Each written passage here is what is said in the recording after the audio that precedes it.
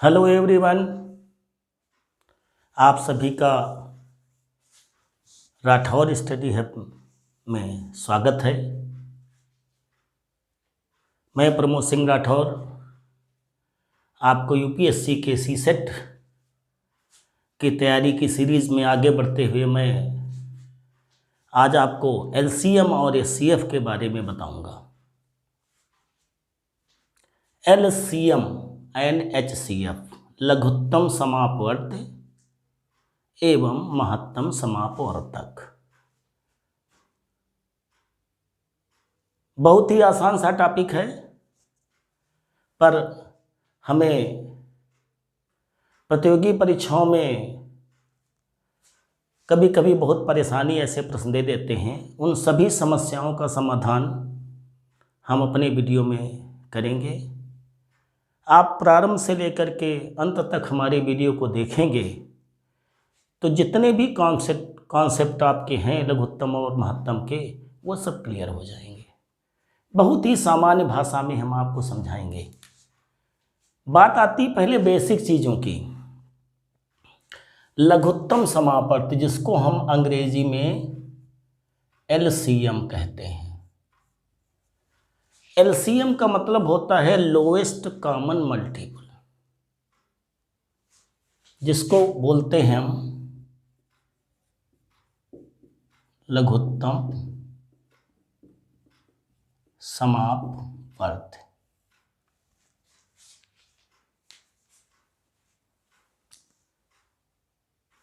HCF हमारा highest common factor होता है। क्या बोलते हैं इसको हम? Highest common factor. बहुत ही सामान्य भाषा में समझने का प्रयास करिएगा। पहले थोड़ा सा बेसिक चीज़ें आप समझ लीजिए कि लघुत्तम महत्तम होता क्या है, लासा और मासा होता क्या है। शॉर्ट में हम इसको लासा या अंग्रेजी में एलसीएम कहेंगे, एचसीएफ को मासा या हाईएस्ट कॉमन फैक्टर एचसीएफ कहेंगे। ये आपका महत्तम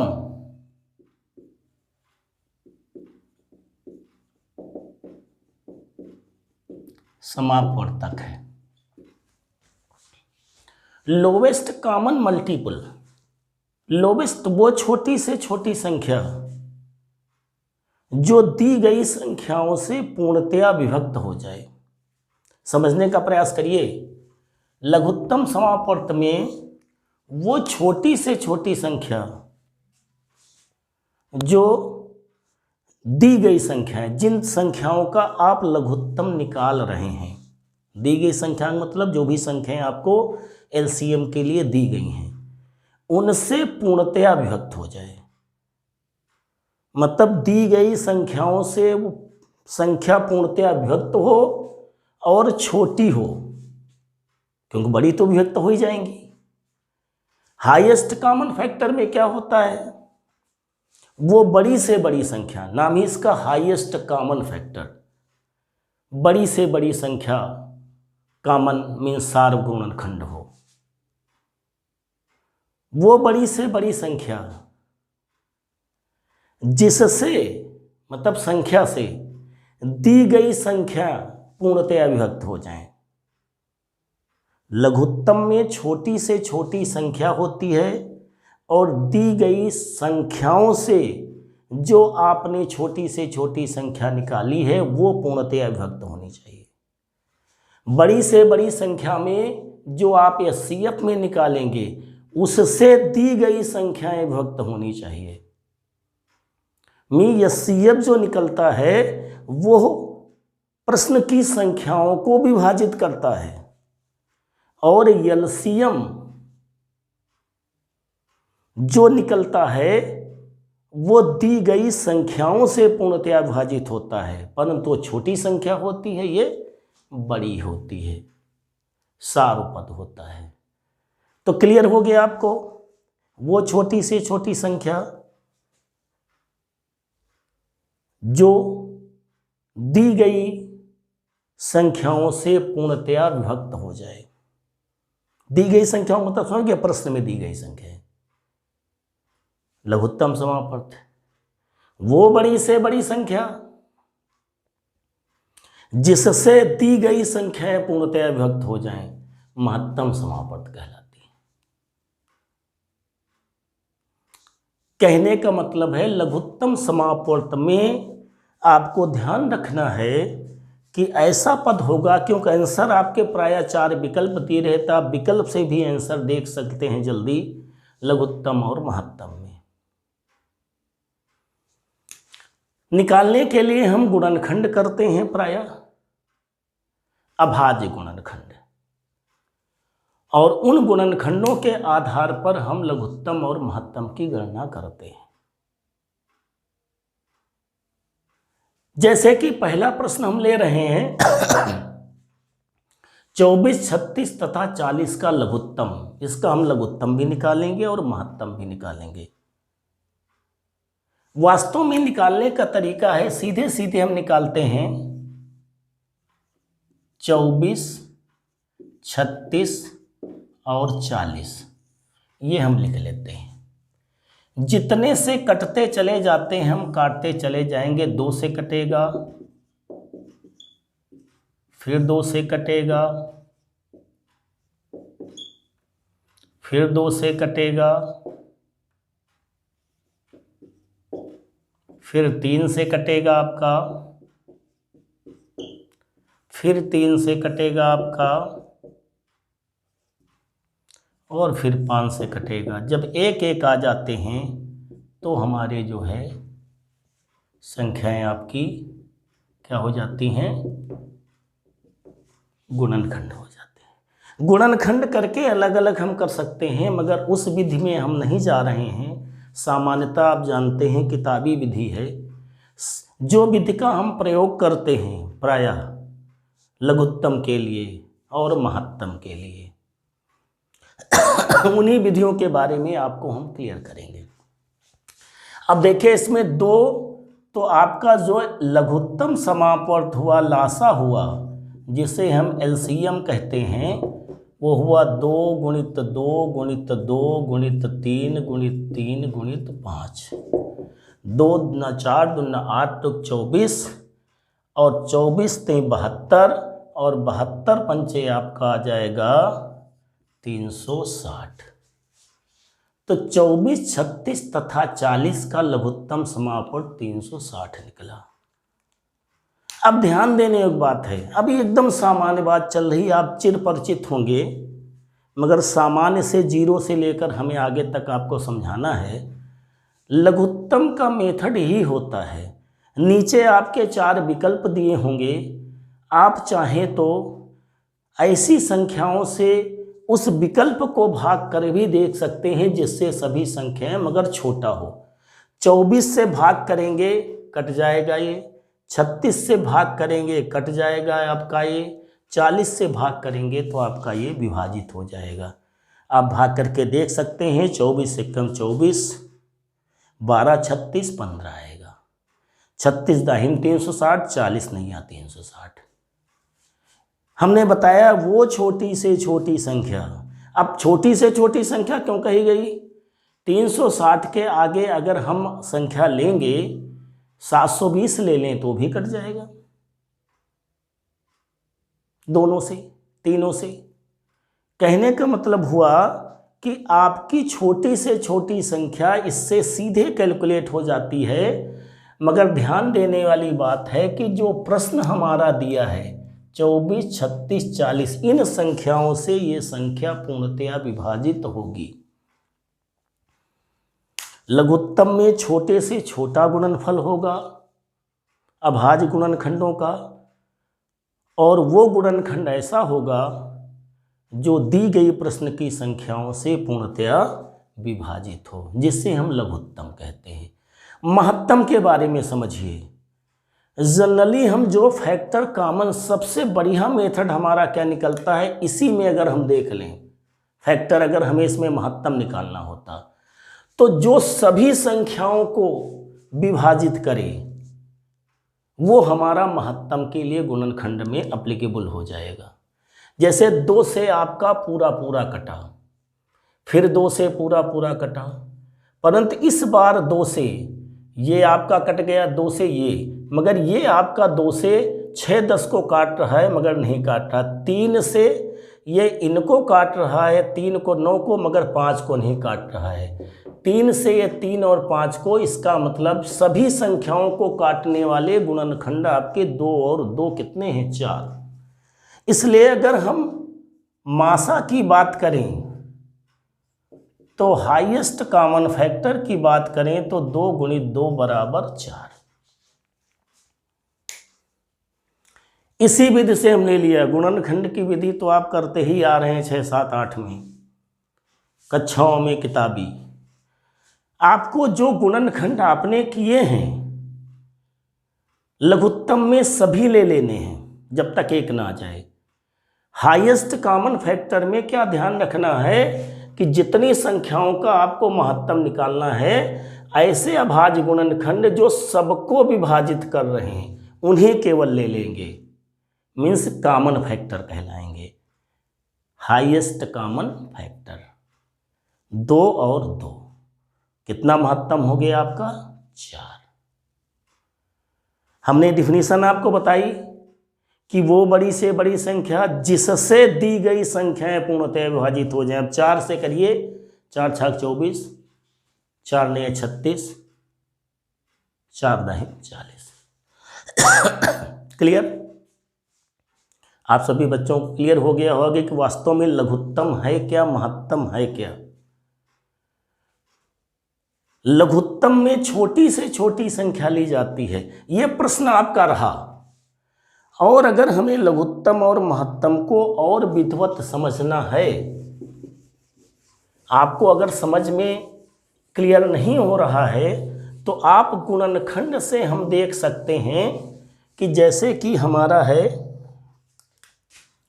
12, हमारा जो है 12 की अगर हम बात करें तो ये होगा आपका 2 भी इसके फैक्टर होंगे, 2 गुणित 2 गुणित 3।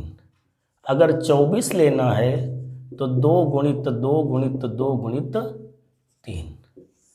इसमें देखिए लघुत्तम में क्या होता है कि सभी पदों को लेना है हमें, वो जो कॉमन एक बार हो चुका है उसे दोबारा नहीं लेना उतने पदों को। तो अगर हम लघुत्तम की बात करें, ये किताबी बात आपकी चल रही जैसे आप निकाला करते थे, तो 2 गुणित 2 गुणित 2 गुणित 3 कितना आ गया 24। हाईएस्ट कॉमन फैक्टर की बात करें अगर हम तो ये दोनों में कॉमन है, ये दोनों में कॉमन है और 3 कॉमन है, तो आ जाएगा 2 गुणित 2 गुणित 3 बराबर। इसीलिए हमने आपको बढ़िया विधि बताई। लघुत्तम को जैसे निकालते हैं, गुणनखंड में आपको लिखने में प्रॉब्लम होगी, समय अधिक लगेगा। सीधे सीधे लघुत्तम की जो विधि हमने अभी आपको बताई और उसमें महत्तम अगर करना है तो ऐसा अभाज्य गुणनखंड जिससे हम भाग कर रहे हैं, जो सब पदों को विभाजित कर रहा, उसे ही केवल ले लेंगे, उसमें निशान लगा लेंगे और उतना गुणनफल हमारा महत्तम कहलाएगा।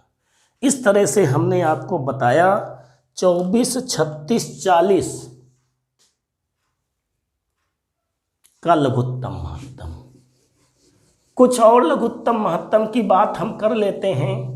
हमने आपको डिफिनीशन बताई, उसके आधार पर सवाल बताया आपको। लघुत्तम महत्तम में बात आती है भिन्न की। किसकी बात आती है? भिन्न की। जैसे जैसे प्रश्न आएंगे वैसे वैसे हम कॉन्सेप्ट आपको क्लियर करते जाएंगे, इसलिए हमने इकट्ठे फार्मूलों की बात नहीं की। क्वेश्चन नंबर 2 आपका आ रहा है 2/3 लघुत्तम। भिन्न का लघुत्तम कैसे लेते हैं? भिन्न अगर आपकी दी हुई है तो भिन्न में क्या करते हैं, भिन्न का अगर हमें लासा लेना है तो अंश का एलसीएम लेते हैं और हर का एचसीएफ लेते हैं। हम दोनों बात प्रयोग कर रहे हैं आपकी, एलसीएम भी या लासा भी। HCF भी मासा भी। अगर यही हमें महत्तम लेना है भिन्न का महत्तम समापवर्त लेना है तो अंश का क्या ले लेंगे, HCF ले लेंगे और हर का LCM ले लेंगे। क्लियर हुआ आपको? सीधी सी बात है, हमें दिमाग में रखना है, अगर भिन्न का हमें LCM लेना है तो अंश LCM में जाएगा, हर दूसरे में जाएगा। जो चीज़ निकालनी है वो अंश की होगी और उसके अलावा दूसरी चीज़ आपकी, दो चीज़ें आपकी हैं, लघुत्तम महत्तम। अगर भिन्न का लघुत्तम निकालना है तो याद करने के लिए तो अंश लघुत्तम में जाएगा, हर महत्तम में। अगर भिन्न का महत्तम निकालना है तो अंश महत्तम में जाएगा, हर लघुत्तम में जाएगा। ये आपकी रही। अब इसके लिए हम दूसरे और तीसरे क्वेश्चन को हमने इसीलिए रखा है कि आपकी समझ में बात आ जाए। 2/3, 3/5, 4/7 तथा 9/13 का लघुत्तम समापवर्त। 2/3, 3/5, 4/7, 9/13 का लघुत्तम समापवर्त बराबर क्या हो जाएगा, LCM। इसमें भी लिख देते हैं हम 2, 3, 4, 9 का LCM लेंगे। हमने बताया ना अंश का LCM। और 3, 5, 7, 13 का HCF लेंगे। क्लियर? 2, 3, 4, 9 का LCM आप निकालेंगे, बड़ी आसानी से निकाल सकते हो आप। 4 3 12 3 36, चाहे निकाल के देख लीजिए, हम निकाले दे रहे हैं आपको। 2, 3, 4, 9, 2, 1, 3, 2, 9, 2 से फिर 1, 3, 1, 9, फिर 3 से 1, 1, 3, 2 दूना 4, 3 12 3 36। कितना निकल आया हमारा? 36। 3, 5, 7, 13 ये सब 3, 5, 7, 13 क्या हैं? सब अभाज्य हैं। तो सह अभाज्य संख्याएं का हाईएस्ट कॉमन फैक्टर क्या होता है? 1 होता है। ये बात ध्यान रखिए। सह अभाज्य गुणनखंड अगर हमें मिल रहे हैं तो परिभाषा पूछते हैं, सह अभाज्य गुणनखंडों का हाईएस्ट कॉमन फैक्टर क्या होगा? 1। जिनके कोई कॉमन पद नहीं मिलेंगे। 3 अपने में 1 है, 3 एकम 3, 5 एकम 5, 7 एकम 13 एकम 7। मीन्स ये सब अभाज्य संख्याएं ऑलरेडी हैं, इनके कोई गुणनखंड प्राप्त नहीं हो रहे हैं। इसका मतलब इनका हाईएस्ट कॉमन फैक्टर क्या होगा आपका? 1। 3, 5, 7, 13 का हाईएस्ट का, इसलिए पूछते हैं को प्राइम नंबर्स क्या होते हैं? जिनका हाईएस्ट कॉमन फैक्टर, वे संख्याएं जिनका हाईएस्ट कॉमन फैक्टर HCF 1 होता है। जब कोई कॉमन गुणनखंड नहीं मिलेगा तो आपका HCF क्या होगा? 1 होगा। और वैसी संख्याएं, ये संख्याएं क्या कहलाती हैं? को प्राइम नंबर कहलाती हैं, सह अभाज्य संख्याएं कहलाती हैं। तो क्लियर हो गया आपको? 3, 5 सहअभाज्य संख्या के बारे में बता दिया हमने। 3, 5, 7, 13 का HCF क्या हुआ? 1। और LCM क्या हुआ इसका? 36। तो LCM आपका आ गया 36/1 मीन्स 36। 2/3, 3/5, 4/7 तथा 9/13 का लघुत्तम समापवर्त आपका निकल आया।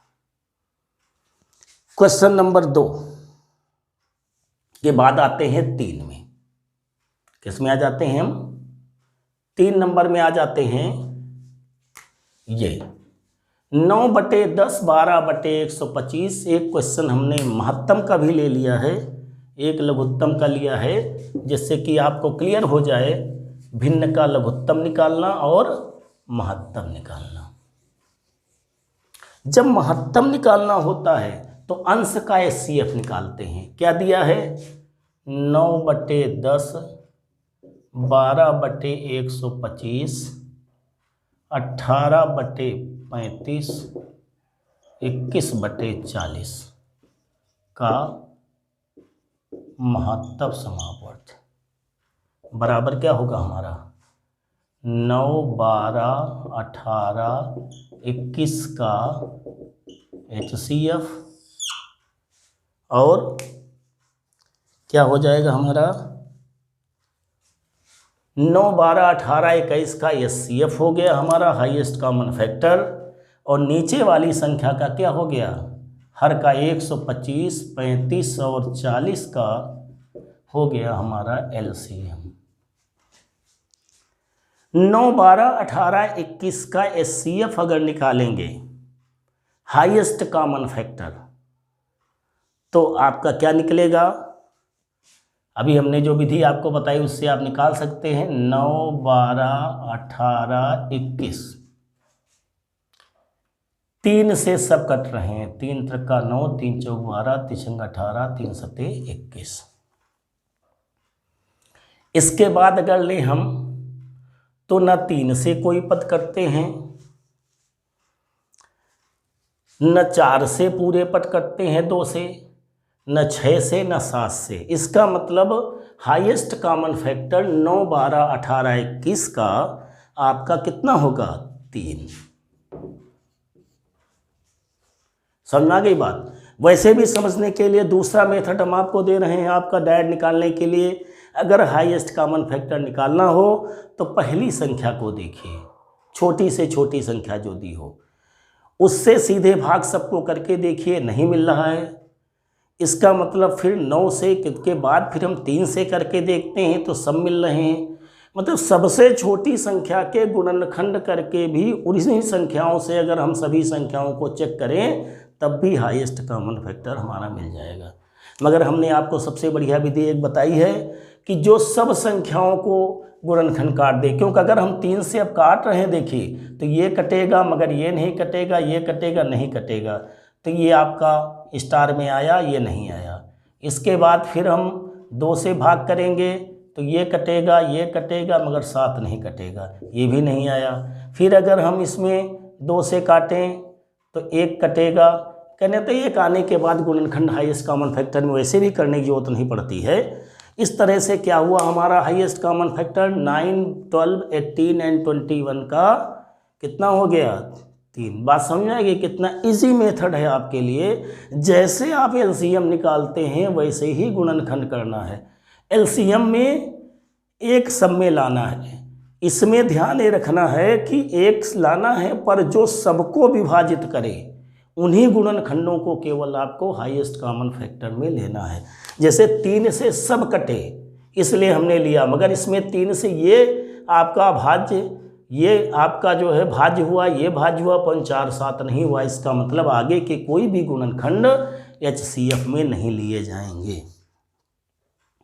तो ये आपका हो गया हाईएस्ट कॉमन फैक्टर। अब नीचे 125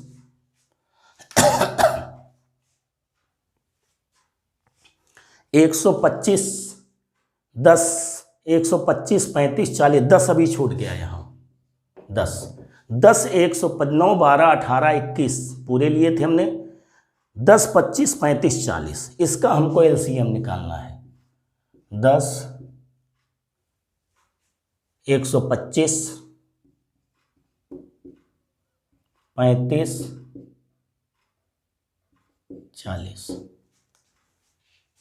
9 12 18 21 का हमने CF लिखा 3 निकला। इसको निकालने के लिए हम क्या करेंगे, पहले हम चाहे जिससे काट लें 2 से काट सकते हैं। 2 5 125 35 20 फिर हम इसको 2 से काट दें 5 125 35 10 फिर 2 से कट जाएगा 5 125 35 और कितना 5 फिर 5 से ले लेते हैं हम 5 25 7 1 फिर 5 से ले लेते हैं 1 5 7 1 फिर हम ले लेते हैं इसमें 5 से 1 1 1 7 फिर हमारा 7 आ जाता है। तो इस तरह से हमारा हो जाता है 10, 125, 35, 40 के लिए कितना हो गया 2 गुणित 2 गुणित 2 गुणित 5 गुणित 5 गुणित 5 गुणित 7। 2 दूना 4 दूना 8 पंचे 40 पंचे 200 और 200 को 35 से गुणा करेंगे तो आ जाएगा कितना आपका 2 दूना 4 दूना 8 पंचे 40 पंचे 200 और 200 पंचे 1000 7000 3/7000। ये आपका हो जाएगा हाईएस्ट कॉमन फैक्टर। 9, 12, 18, 21, 10, 125, 35, 40। अगर ध्यान दें तो 10 से भाग चला जाएगा, 125 से भाग चला जाएगा, ठीक है, और आपका जो है 35 से भाग चला जाएगा। इस तरह से हम निकाल सकते हैं भिन्नों का लघुत्तम और महत्तम। दशमलव की संख्या आ जाती, हमने एक क्वेश्चन ले लिया इसलिए पॉइंट का। दशमलव को डायरेक्ट भी आप कैलकुलेट कर सकते हैं या दशमलव भिन्न को आप भिन्न संख्या दशमलव संख्या को आप भिन्न में बदल कर जैसे ऐसे कैलकुलेट करते हैं कैलकुलेट कर सकते हैं। दोनों विधियां हम आपको बता रहे हैं दशमलव, क्योंकि पहले आपको लघुत्तम हर तरह के लघुत्तम महत्तम निकालना आना चाहिए, उसके बाद तब कंडीशनों में हम धीरे धीरे आगे बढ़ेंगे।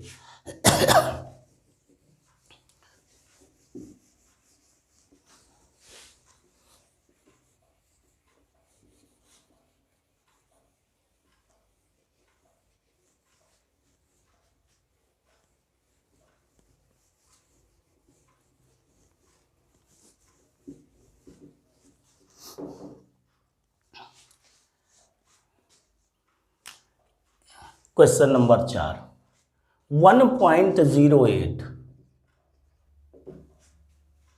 0.36, 0.9 का लघुत्तम निकालना हो या महत्तम, हम दोनों ही आपको बता देंगे, चाहे लघुत्तम निकालना हो चाहे महत्तम निकालना हो। हम कंडीशनों को उन प्रश्नों में ही जोड़ देते हैं। आप इस बात का ध्यान रखें जिससे कि आपको क्या विषमता है, क्या डिफरेंस है, कहने का मतलब क्या समानता है, ये आपको क्लियर हो जाए। 1.08, 0.36, 0.90। सबसे पहले हम दशमलव के बाद बराबर अंक कर लेते हैं, 0 बढ़ा करके। फिर ये मान लेते हैं कि हमें 108 का, 36 का और 90 का लघुत्तम निकालना है। जैसे लघुत्तम निकालते हैं वैसे निकाल देते हैं।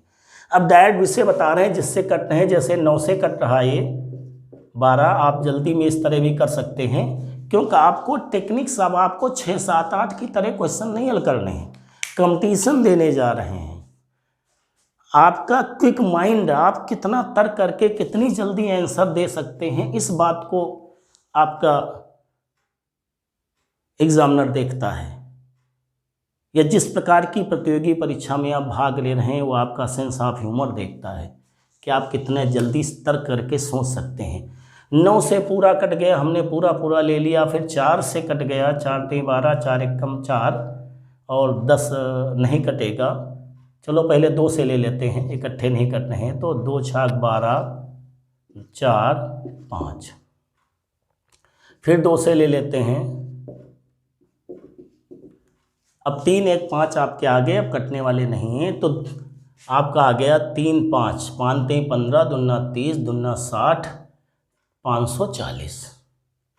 कितना आ गया लघुत्तम समापवर्त आपका, इसके हिसाब से निकला आपका कितना 540, मगर वास्तविक लघुत्तम समापवर्त कितना निकलेगा, आपने 2 अंक बाद दशमलव लिया था 5.40। तो आपकी बात समझ में आई होगी। अब हम समझा रहे हैं हमने किया क्या है। दशमलव की संख्याओं में पहले हम दशमलव के बाद के संख्याओं को बराबर कर लेंगे, 0 बढ़ा करके कर सकते हैं आसानी से। फिर हम मान लेंगे कि दशमलव नहीं है और उसका लघुत्तम निकाल लेंगे दशमलव हटा करके, और बाद में जितने अंक हमने बराबर किए थे, कहने मतलब जितने अंक हमारे हर संख्या में दशमलव के बाद थे उतने ही अंक बाद दशमलव हम लगा देंगे। दाईं तरफ 2 अंक बाद दशमलव था, 2 अंक बाद लगा दिया। ऐसे तो 540, 108, 36, 90 का निकल रहा है। ये दशमलव का लघुत्तम निकालने का तरीका है। इसी में अगर हम देखें महत्तम की बात, तो महत्तम में क्लियर हो रहा आपके 9 से पूरा विभाजित हुआ है। कितने से हुआ?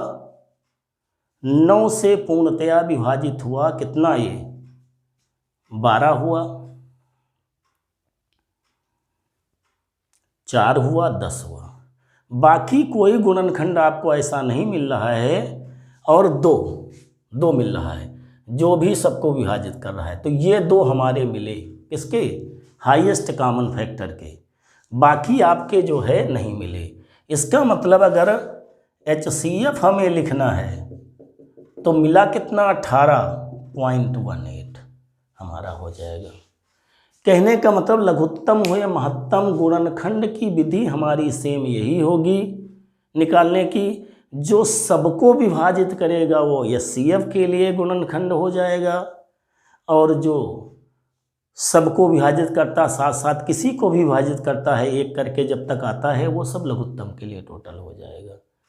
जो लघुत्तम के लिए समानता आप जानते हैं। HCF के लिए आपको नॉलेज नहीं था कि कैसे जल्दी से जल्दी सामान्य विधि से निकालें, तो आप LCM की तरह से जो कॉमन सबको काटता हो, पहले से मालूम 9 से काट रहा है, 18 से सब कटेंगे। देख लें तो 18 छक्के 108, 18 दूनी 36, 18 पंचे 90। सामान्यतः आप आंसर से भी नीचे आंसर दिए रहते हैं, उससे भी आप चेक कर सकते हैं HCF के लिए। दूसरा तरीका, आप अगर मान लिया इसमें दशमलव में आपको कोई प्रॉब्लम हो रही है तो आप दशमलव को भिन्न भी बना सकते हैं। जैसे कि 108/100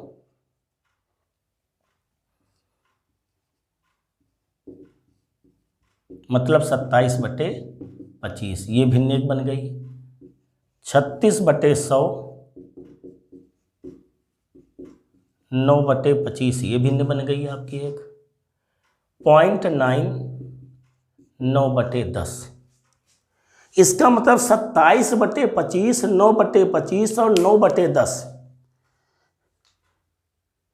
इनका अगर हम लघुत्तम या महत्तम निकाल दें, जो भी निकालना हो दूसरी विधि में, आप समझ रहे हैं ना कि आपको दशमलव वाले में तो हमने आपको बता ही दिया है। बच्चों समझ में आए ना? दशमलव के लिए दशमलव के बाद अंक बराबर करते हैं, फिर दशमलव को समझते नहीं है, या दशमलव हटा करके उसका LCM या HCF ले लेते हैं। फिर जितने अंक हमने दशमलव छोड़े थे उतने ही अंक दशमलव हम लगा देते हैं। इजी वे है।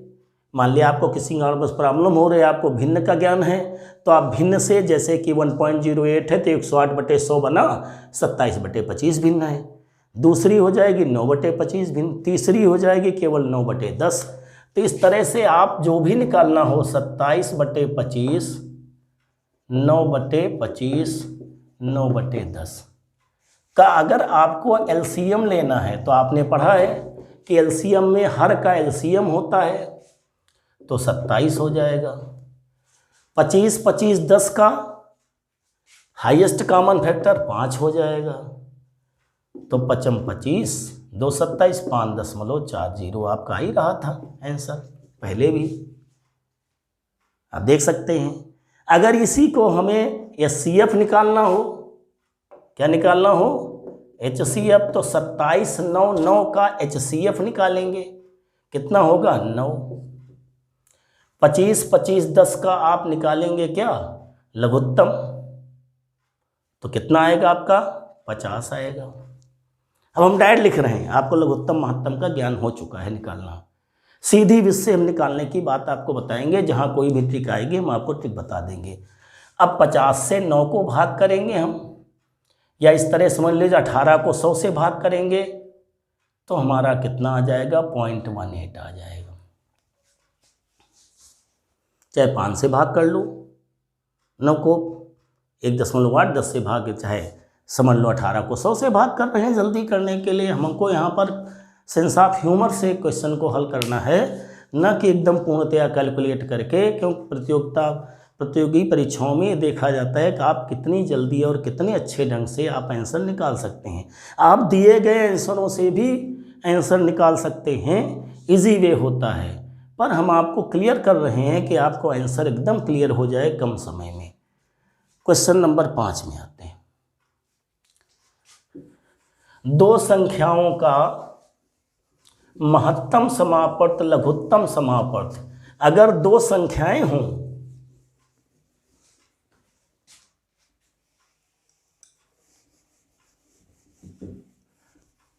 दो संख्याओं का महत्तम लघुत्तम दिए हों, संख्याएं, दो संख्याएं हों, तो संख्याएं अगर ए और बी हैं और एलसीएम और एचसीएफ आपके ये दिए हैं, तो इनका लघुत्तम और महत्तम का गुणनफल दोनों संख्याओं के गुणनफल के बराबर होता है। अगला फार्मूला आपके दिमाग में है। जैसे जैसे प्रश्न वैसे हम फार्मूला बता रहे हैं, इकट्ठे हमने नहीं बताया आपको, जिससे आपको बात समझ में आती जाए। इकट्ठे आपको रटने की जरूरत नहीं है। दो संख्याओं के लिए लघुत्तम और महत्तम का गुणनफल संख्याओं के गुणनफल के बराबर होता है। ये आपको दिमाग में रख लेना है। दो संख्याओं के लिए लघुत्तम और महत्तम का गुणनफल उन दोनों संख्याओं के गुणनफल के बराबर होता है। क्या निष्कर्ष से निकला कि हरदम देखा जाए तो दो संख्याओं के लिए लघुत्तम समापवर्त HCF से विभाज्य होना चाहिए, मीन्स पूर्णतया विभाजित होना चाहिए। कहने का मतलब है कि LCM HCF से पूर्णतया विभाजित होना चाहिए पूर्ण संख्या में। ये कंडीशन है। दो संख्याओं के लघुत्तम महत्तम, दो संख्याओं का गुणनफल लघुत्तम महत्तम के गुणनफल के बराबर होता है। इसी से एक हमारी शर्त निकलती है कि निश्चित रूप से लघुत्तम को महत्तम से क्या होना चाहिए, विभाजित होना चाहिए, पूर्णतया विभाजित होना चाहिए, दशमलव नहीं, पूर्ण संख्या में। अगर ऐसा है तो दो संख्याएं संभव है, वरना हमें दो संख्याएं निकालने की जरूरत ही नहीं है। ऐसी दो संख्याओं का लघुत्तम महत्तम अगर बता दिया जाएगा जिसमें महत्तम से लघुत्तम को भाग देने पर पूर्ण संख्या निकली नहीं रही है, इसका मतलब वो संख्याएं संभव नहीं है, उनका हम कैन नॉट कैलकुलेटेड, मतलब कैलकुलेट नहीं कर सकते हैं। तो A इंटू बी बराबर LCM इंटू HCF, इसको भी समझने के लिए हमने एक क्वेश्चन लिया है। हर कंडीशन को समझने के हिसाब से हमने आपके प्रश्न श्रेणीबद्ध किए हैं, आपकी हर स्थिति को समझाने के लिए। और अगले वीडियो में भी हम आपको जितनी भी कंडीशनों के प्रश्न आपके CSET में हो चाहे SSC में हो, जिसमें भी आते हैं, हर तरह के प्रश्नों को श्रेणीबद्ध करके समझाने का प्रयास करेंगे। और हम समझते हैं निश्चित आपको समझ में बात आएगी। आप मेरे वीडियो में बने रहिएगा, हमारे साथ जुड़े रहिएगा परमानेंट। दो संख्याओं का महत्तम लघुत्तम 8 और 48 है, एक संख्या 24 है। एक संख्या 24 हो गई, दूसरी हम मान लेते B दिया था, हमने दे दिया था समय के हिसाब से। लघुत्तम महत्तम 8 है और ये 48 हमने पहले लिख दिया है, ये 8 है। तो आप समझ रहे हैं कि ये B दूसरी संख्या जो है वो 48 गुणित 8 बटे 24 निकल आएगी। 24 दूना 48 बराबर 16। इसका मतलब दूसरी संख्या कितनी होनी चाहिए, 16 होनी चाहिए। अब ध्यान दें, 48 8 दिया ना इसने, 48 8 से विभाजित है, इसका मतलब दोनों संख्याएं संभव हैं जिनका लघुत्तम महत्तम ये है। आगे बढ़ते हैं, अब इसमें अधिक समय हम नहीं गंवाएंगे, सामान्य सी बात थी ये। अब आ जाते हैं क्वेश्चन नंबर 6 में। वो छोटी से छोटी संख्या क्या होगी जिसे 16, 18, 20, 24 से भाग देने पर प्रत्येक दशा में 8 शेष बचे। अब थोड़ा सा हम आगे बढ़ गए हैं क्वेश्चनों में। 16, 18, 20, 24, 2 से 8, 9, 10, 12, फिर 2 से 4, 9, 5, 6, फिर 2 से 9 5 3, फिर 2 से 1 9 5 3, फिर 3 से 1 3 5 1। अब हमारे गुणनखंड हो गए, लघुत्तम समापवर्त इसका निकला 2 गुणित 2 गुणित 2 गुणित 2 गुणित 3 गुणित 3 गुणित 5।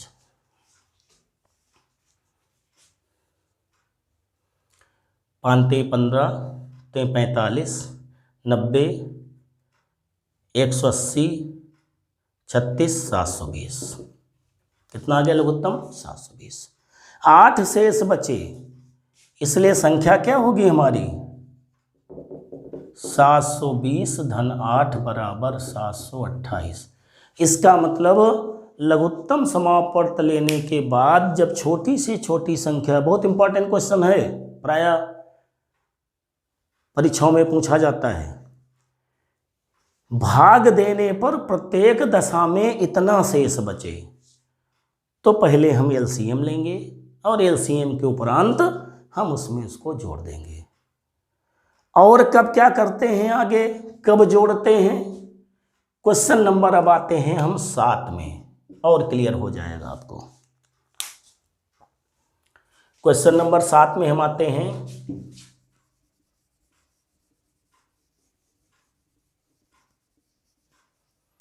वो छोटी से छोटी संख्या क्या होगी जिसमें से 5 घटाने पर, अब घटाने की बात कह रहा है तो जोड़ने पर भी कह सकता है, शेष बची संख्या इतने से पूर्णतया विभक्त हों। 5 घटाने पर शेष जो संख्या बचे, मतलब अगर संख्या हमारी x है और उसमें हम 5 घटा दें तो वो बराबर होगा आपके एलसीएम के। इसका मतलब घटाने पर हम संख्या निकालने के लिए 5 को जोड़ेंगे।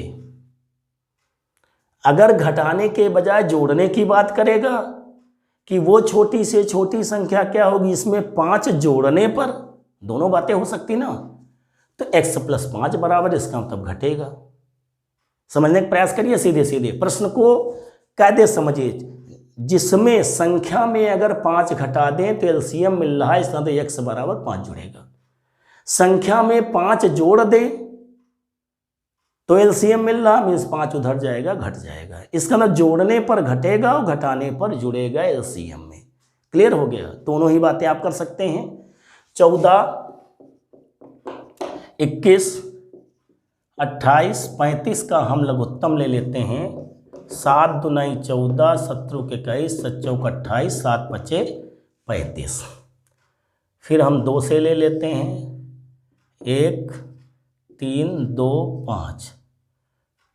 फिर अब सब अभाज्य हो गए हमारे, तो 5 दूनी 10, 3 30, 2 60, 7 420। कितना आ गया?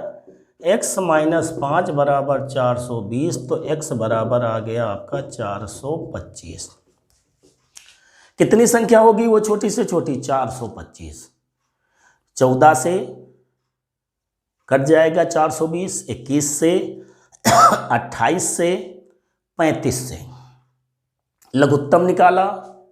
घटाने की बात कर रहा तो हमने समझा था घटाएंगे एलसीएम के बराबर है, तो x बराबर हो जाएगा एलसीएम -5।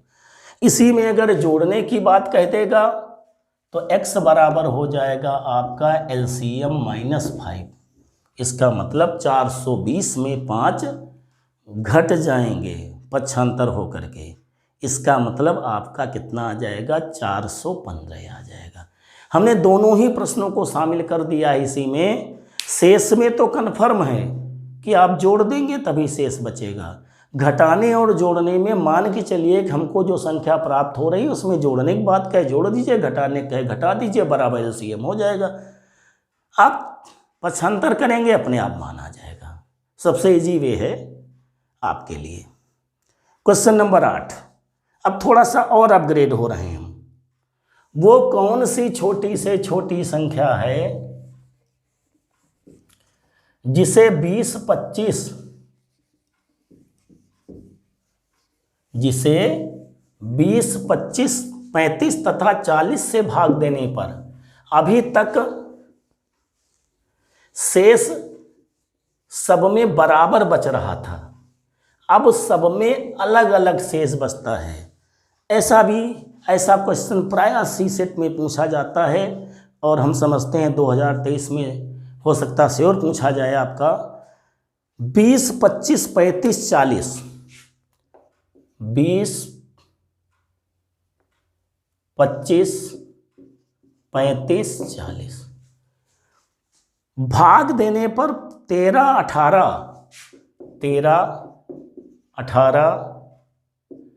28, 28 मीन्स 33, 7, 7, 7, 7, सबका अंतर कितना है? 7 है। इसका मतलब इसका गणना संभव है।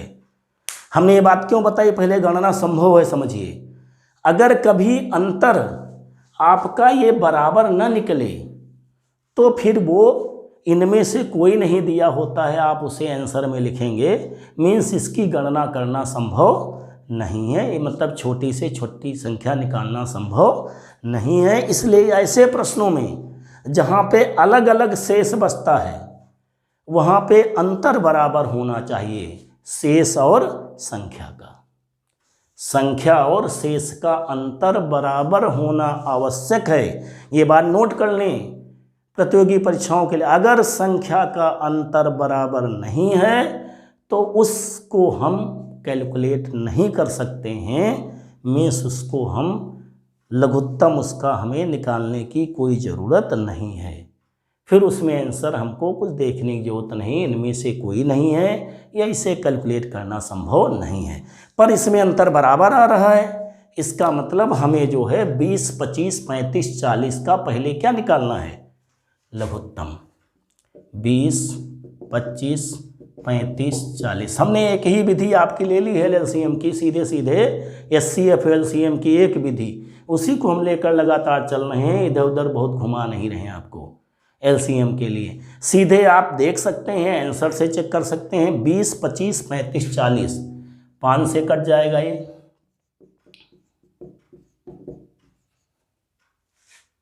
फिर ये आपका हम बड़े संख्याओं 4 से कट जाएगा, फिर 2 से कट जाएगा आपका 1, 5, 7, 1। अब सब अभाज्य हो गए। इसका मतलब आपका 5, 4, 2, 40, 200, 7, 1400 कितना आ गया आपका लघुत्तम समापवर्त? 1400। अब आप समझ गए होंगे हम सीधे सोधा कर रहे हैं। 5 को 20, 2 40, 5 200, 7 1400। 1400 लघुत्तम आ गया, मगर हमें छोटी से छोटी संख्या क्या मिलेगी?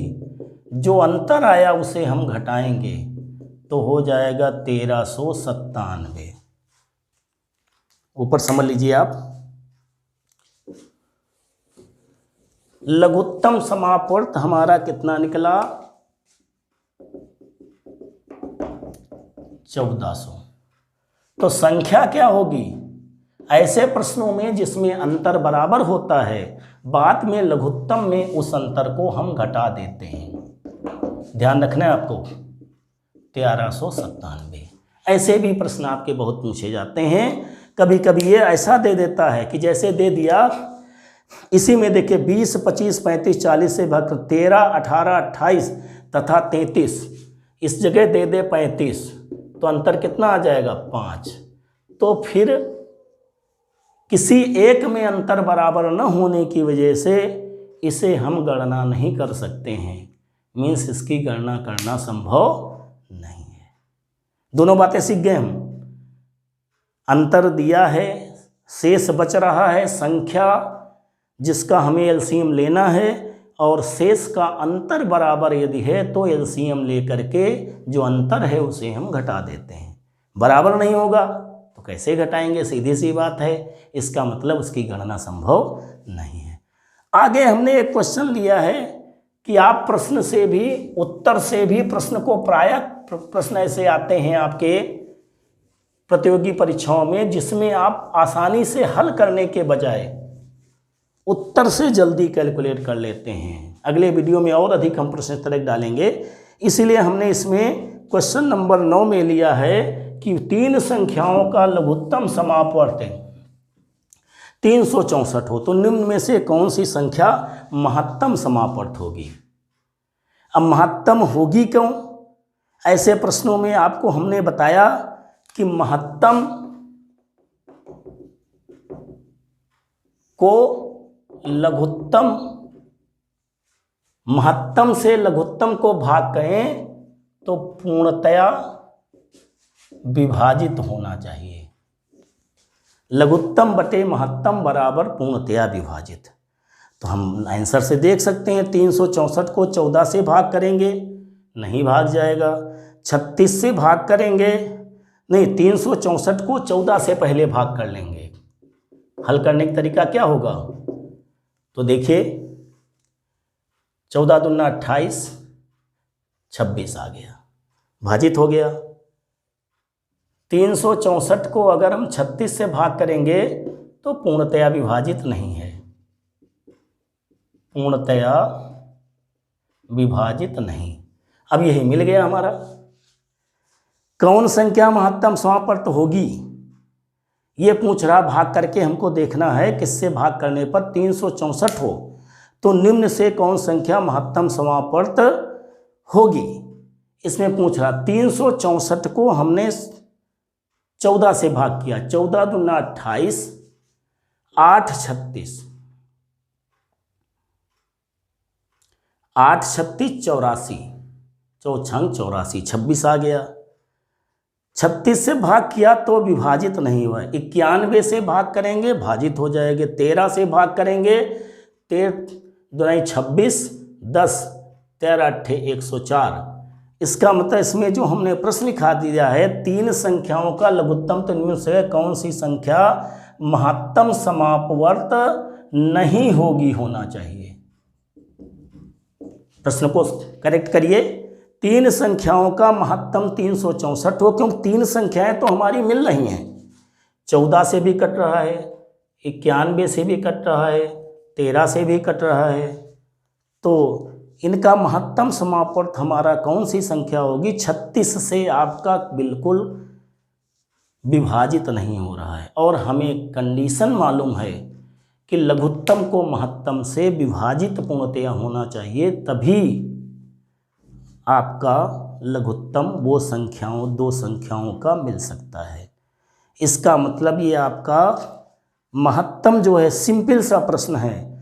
लघुत्तम से नीचे जो महत्तम दिए हैं उनमें से हम देख लेंगे कि कौन सी संख्या ऐसी है जो विभाजित नहीं करती है लघुत्तम को। इसका मतलब वो महत्तम समापवर्त नहीं होगी।